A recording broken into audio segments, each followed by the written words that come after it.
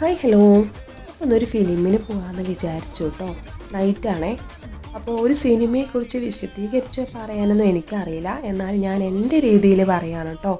നമ്മുടെ ദിലീപേട്ടൻ എന്ന നടൻ്റെ ഒരു ശക്തമായ തിരിച്ചു വരവാണ് കേട്ടോ ഈ സിനിമയിലുള്ളത്.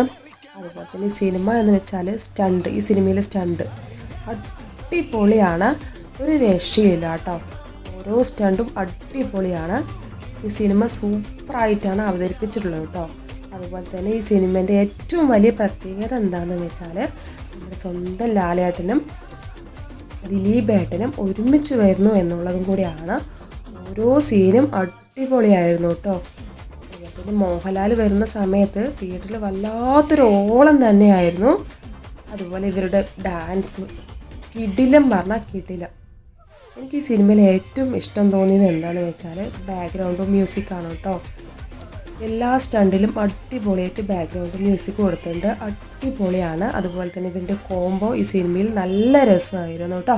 അപ്പോൾ എല്ലാവരും ഈ സിനിമ പോയി കാണണം കേട്ടോ, അടിപൊളിയാണ്.